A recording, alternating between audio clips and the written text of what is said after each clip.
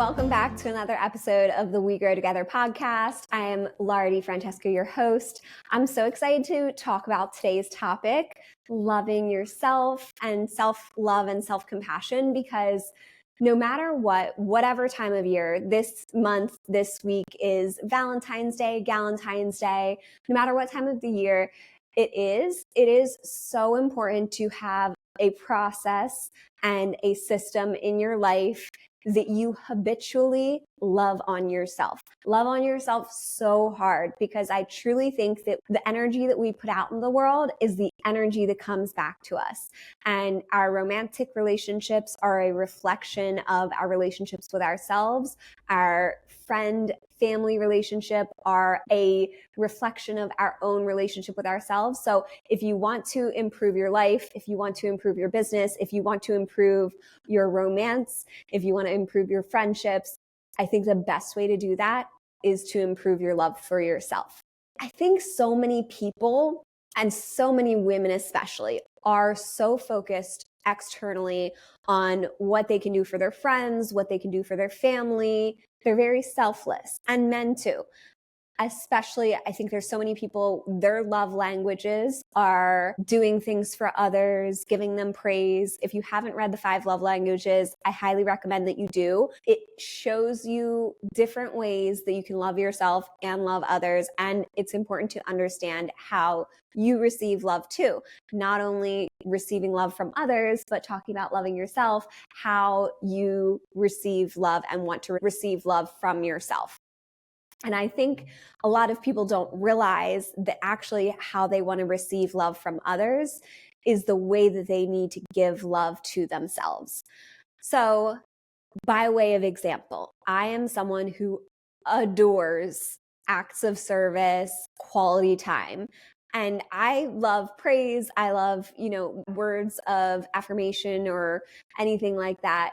But those are really the 2 things that mean an incredible amount to myself. And guess what?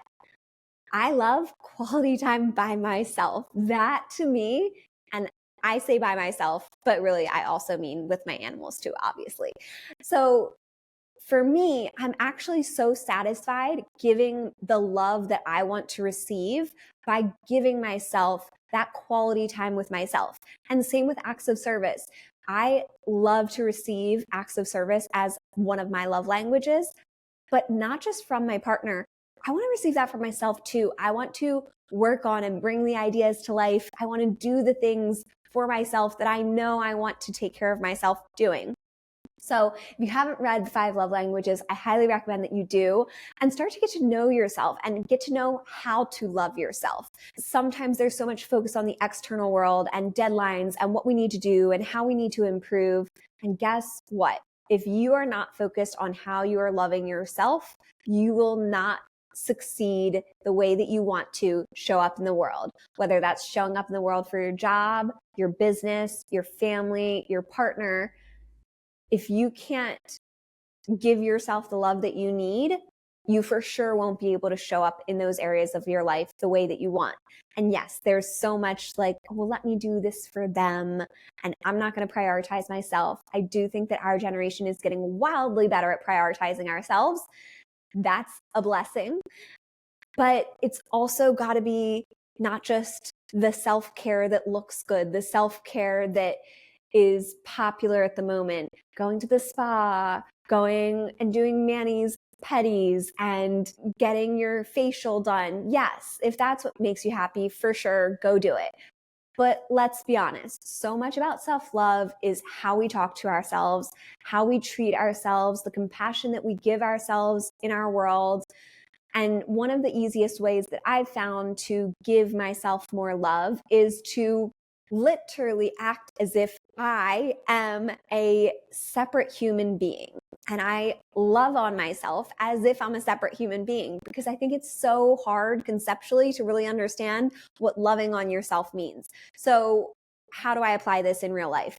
When I'm having self-talk, first off, I will say I am blessed that I rarely have negative self-talk. That hasn't been something that's plagued me, but it happens. And I know that it's also something that plagues most people. So if you're thinking about how you're talking to yourself, it's easier to think of self-love as saying, would I ever say to my best friend or my sister or someone I love the things that I am saying to myself? I made a mistake, I'm failing, whatever it is that your self-criticisms are, well, whatever it is that your self-chatter is, would you say that to your best friend? If you would not say that to your best friend, and let's be honest, I hope you would not say that to your best friend, you need to reevaluate your self-love and work on your self-love, because that creates your entire world, your entire life. Your internal world creates your entire external world. And if your internal world is filled with hate and judgment and fear, anxiety, pressure to be a certain way and be a certain person that you're really not, it's going to manifest in a way that will come out externally, whether that is panic attacks, acne, poor relationships, poor decisions. All of your self-love will manifest externally if you don't work with yourself internally. So focusing on yourself, obviously, I think we've gotten to the part of the world that we know that it's not selfish, but I still don't think that people know just how important it is. So if you haven't taken a time to prioritize self-love, you should. And I'm going to be sharing in this episode a little bit about how you can love yourself, some practical ways to fall in love with yourself, how I take care of myself mentally, emotionally, physically, how you can plan a day for yourself, an activity for yourself, or just some ideas of what you can do to enjoy it. It's not just the like treat yourself life. It is more holistic and happy than that. You need to be your number one advocate, not just to the external world, but also in your internal world.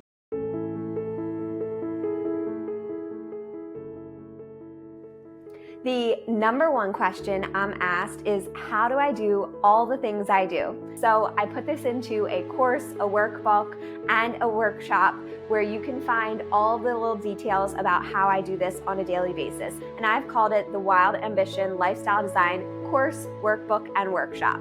Transform your dreams into reality with guided vision setting, storyboarding, journaling, and all the tools I use to bring my dreams to life, with over 100 lessons, 200 plus pages of workbooks, and lifetime access so you can return to it whenever you need to. The course itself is that iterative process of how we continue to evolve over time to be the best version of ourselves. If you are an ambitious individual, if you want to make your dreams come true, I think you'll really love Wild Ambition, and I encourage you to check it out in the show notes. Start your journey today. Enroll now to dream and live with wild ambition.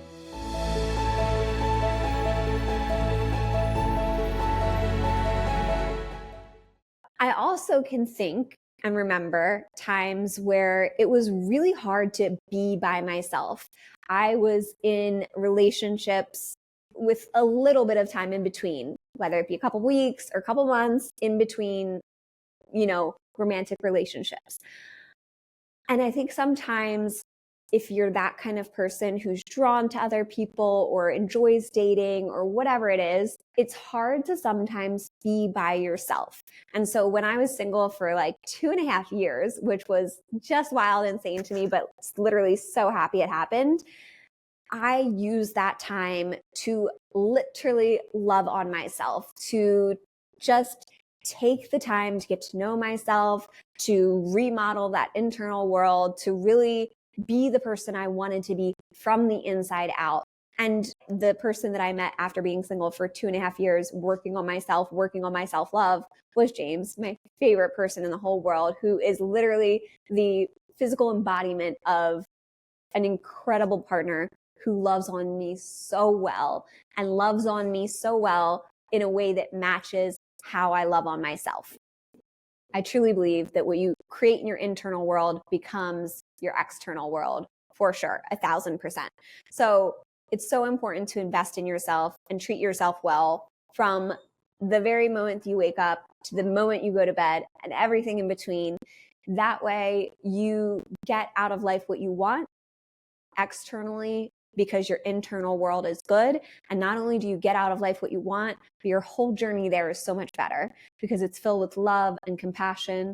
So I really think that having that external you that you think about in a different way, whether it's your internal chatter or just how you're prioritizing yourself. If you had a kid, would you be telling that kid, okay, yeah, sure, go to bed at 1 a.m. and wake up at 3 a.m. and wake up at 4 a.m. and not get sleep for multiple nights?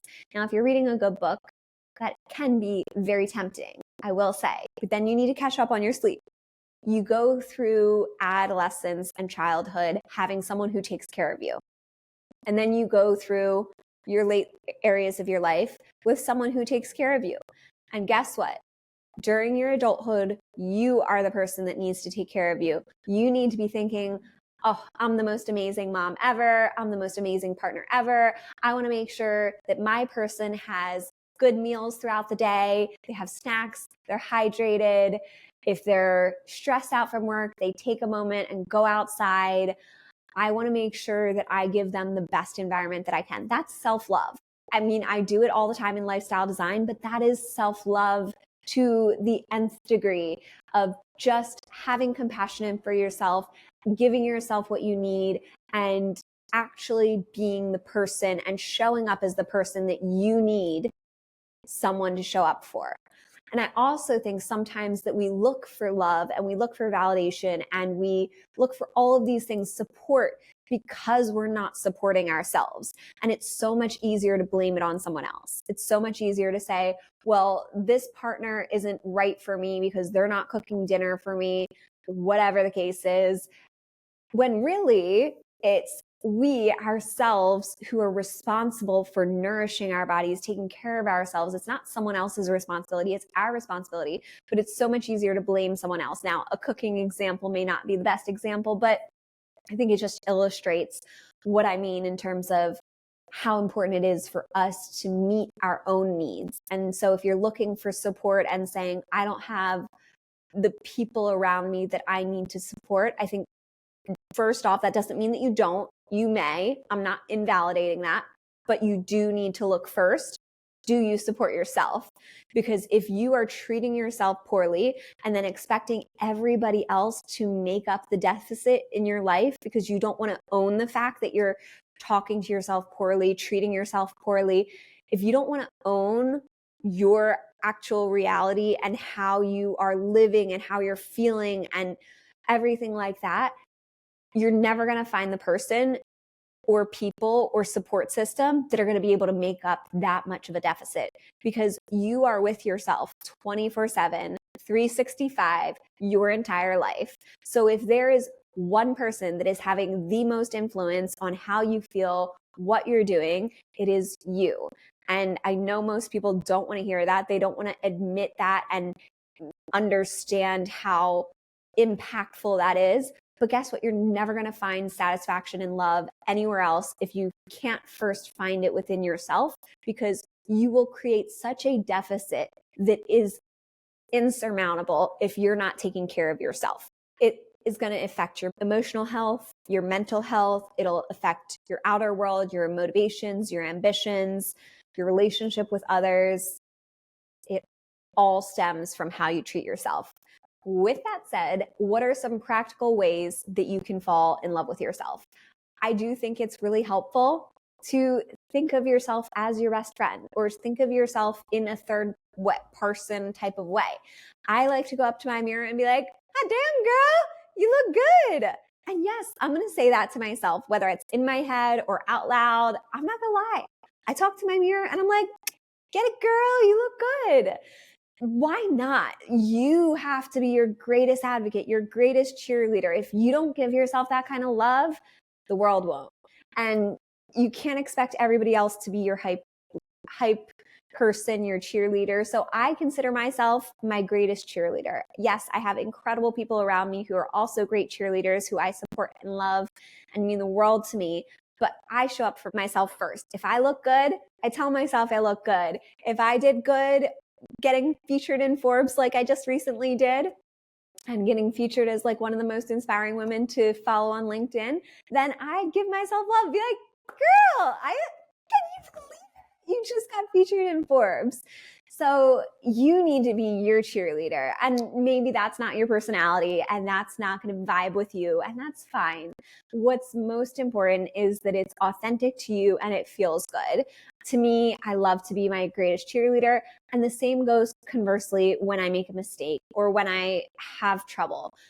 There are plenty of things that I can do better at in life, literally countless things that I can do better at in life, and I graciously love myself through it. Let's say I probably didn't need to spend as much as I did in a certain month because I got a little exuberant.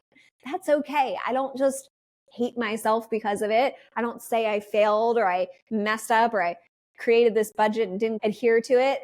No, would you tell that to your best friend? No, you would say, hey, it happened. It's in the past. What can you do going forward? And that's how you treat yourself. That is fundamentally self-love. It is just your perspective, your inner chatter, your inner world. Inner world is self-love, and it does reflect. So I think 99% of self-love is interior work. Now, I do think you can do plenty on the outside to nourish yourself, to give you what you need. Absolutely, 100%.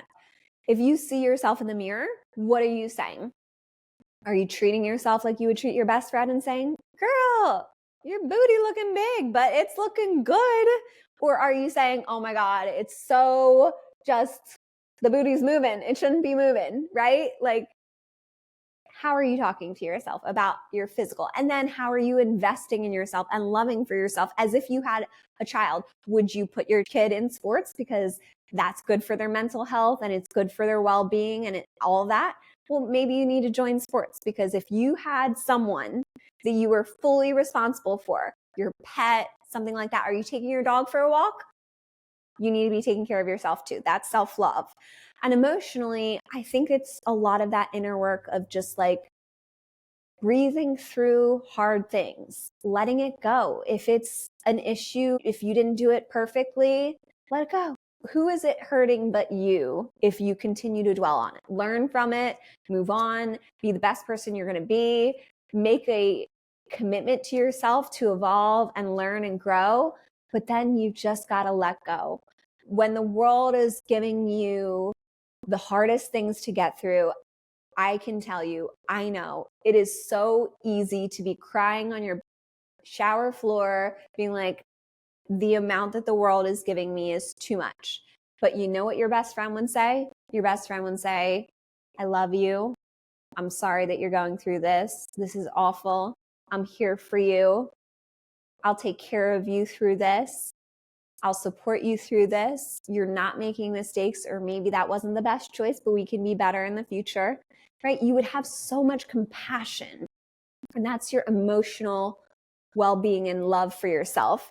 And then spiritually, I think it's all the same, right? Like whether you believe in one thing or another, however culturally you understand spirituality, it's all the same of just taking care of yourself and being the best person and best partner for yourself, because you are the one that matters most in your entire life. So what can you do to take care of yourself mentally and emotionally? Number one, understand, listen, and change your self-chatter. So critical to good self-love. And then also sometimes just bringing that out in the world and taking that internal self-chatter might be really hard to just flip on its head. So take it into the external world, whether that's gratitude, journaling. What could you do to express your internal world, art, and love yourself through that expression? The expression may not be perfect. You are going to make mistakes. You will not talk to yourself perfectly all the time. That's okay. That's not the goal. The goal is to start to get your internal world out into the external world and start to work with yourself and change those beliefs, change it and say, this was my current internal chatter today. Is that actually true? Probably not. If you're thinking the world's ending, it's probably not true. If you're thinking you're making the biggest mistake in the world, just think about how many billions of stars there are. It's not that important. So it's not easy to rewire our internal beliefs and work through those things, especially our self-chatter, but getting it out of yourself is really helpful. Whether you journal daily, weekly, as needed, all of that will help. So if you'd like some prompts for those, they can be, what am I grateful for right now? I like to just look around and be like, what am I grateful for? Or what's singing to my heart right now? It shouldn't be hard. It's okay if it's the same thing. Every dang day, I'm going to be grateful for my family, my animals, my friends, my farm, my partner, literally love him. And then what am I proud of myself for? So easy, especially in the hard parts of life like I'm in right now, where you're just in survival mode and just trying to get through and just trying to keep yourself afloat, to try to actually focus on what you can do to celebrate yourself. Be proud of yourself. Did you just get a feature? Did you just get good feedback? We berate ourselves constantly about something negative, but guess what? We are hardwired to remember something negative 5 times more than anything positive that happens in our lives. For survival mode, we're wired. So if you don't start to consciously celebrate yourself and be proud of yourself, it will always seem like the world is winning out and you're losing. And you have to be responsible for cultivating that positive experience within yourself. So find something small to be proud of yourself. I am so proud of myself. I went outside. I don't care if I went outside for 2 minutes, 20 minutes. I'm setting the bar low. I'm proud of myself for showing up today. I'm proud of myself for surviving. When I get to the end of the day and it's a hard day, I'm like, oh, thank God I made it. I made it. Oh my God, I made it. Yes, that's okay. It's okay to be proud of yourself because you did the bare minimum. Because guess what? Some hard days, the bare minimum is all you can do. And sometimes it's barely even that. I fed myself today. Amazing. I'm proud of myself. Whatever it needs to be, you need to be proud of yourself every single dang day, whether you're flying to the moon or just have a moment where you can say peacefully to yourself, I lived. I just lived. Today was just all about living. That's it. And then you can also journal about what makes you happy. And I think part of self-love is continuing to invest in what makes you happy every day, every moment that you can devote to your happiness. Like you're a partner and you're the best partner you could ever possibly be for yourself. One of the favorite things that I like to do is knowing what my partner loves and just showering them with it. James loves something sweet. He loves a chocolate chip cookie. He loves time with his family. He loves little love notes. I have like dozens and dozens and dozens of little love notes that I've written him because I love doing more of what makes him happy. You are in charge of knowing what makes you happy and doing more of that. So journal on it. What makes you happy? Whether you journal, whether you go for a walk and think about these things, the goal is to just start to change the tune of your world. The tune of your world might be a cyclone going in the reverse direction, and you need to just start throwing time, energy, resources into planting seeds, growing this beautiful garden of how you treat yourself. That is self-love. It is a daily, minute by minute, hour by hour, in the moment practice. And you don't have to be good at it to start. And just because you aren't great at it at every moment doesn't mean that you're failing. It just means that you're adding to your bank of self-love. So when something happens that you're not your best self to yourself, that you can get over it and it doesn't impact you in any sort of way.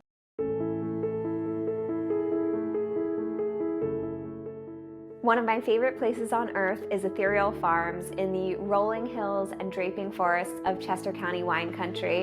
It's right next door to our sister farm, Wayvine Winery and Vineyard, so guests of our luxury accommodations can enjoy wine visits, enjoy live music and food trucks at the winery. Our luxury accommodations and tranquil landscapes provide the perfect escape from the hustle and bustle of everyday life. There's also access to over 1,000 acres of hiking. Enjoy serene walks among meadows, cozy nights by the fire making s'mores, and unforgettable moments with our friendly farm animals. Everything from horses to goats, mini donkeys, which are the absolute cutest, ducks, chickens, turkeys, we've got it all. So if you're looking for a getaway with your friends, family, significant other, be sure to check out Ethereal Farms. Follow us on social media at Ethereal Farms to get all the cute farm content, and be sure to book your stay so you can enjoy a little bit of the magic here in Chester County.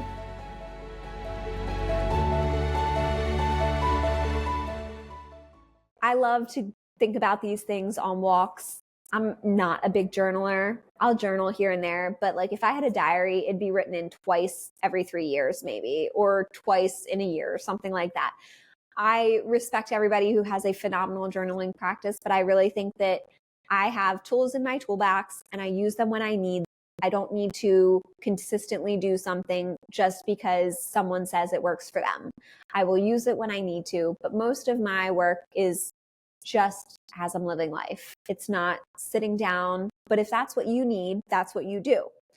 So how do you take care of yourself physically? We talked about taking care of yourself mentally, emotionally, getting outside, journaling, meditation. Love that as well. How do you take care of yourself physically?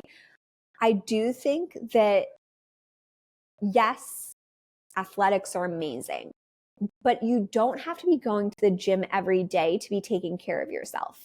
If you like dance, if you like stretching, if you like outdoor activities like horseback riding, running, walking, gym, whatever it is, you just need to move your body and take care of yourself like you would take care of a child. You need to be that advocate for yourself. Sometimes that means you need to sleep. Sometimes sleep is what you need physically. Sometimes it's water, sometimes it's nutrition, and sometimes it's activity. So kind of rolling through all of those to figure out what you need, making sure that you nourish yourself. Would you want your kid eating all this junk food knowing it's not going to make them feel good?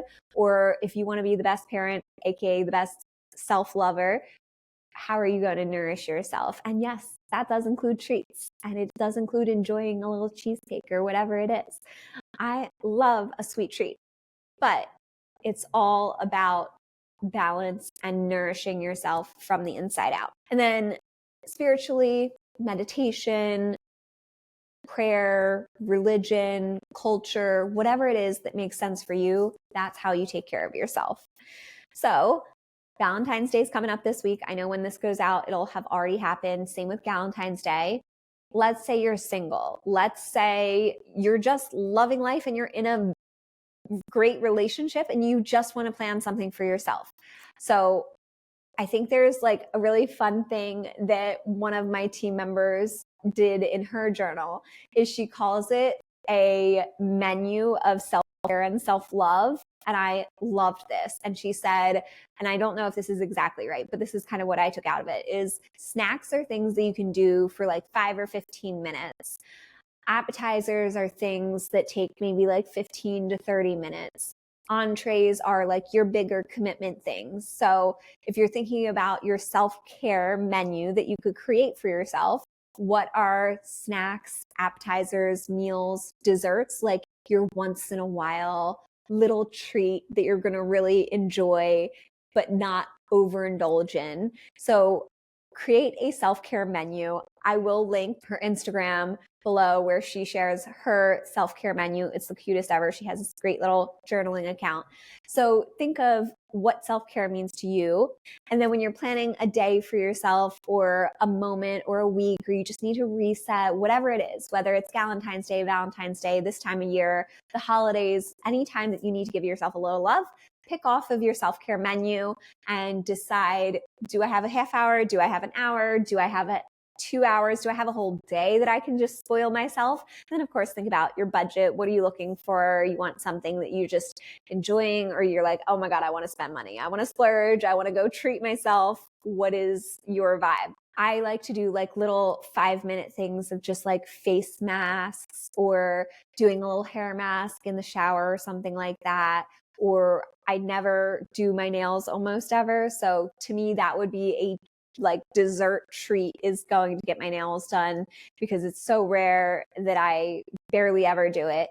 If I'm talking about like a meal, for me, it would be going for a hike or spending the day horseback riding or something like that. If we're talking about appetizers, like a 20 to 30 minute thing that you do, probably reading.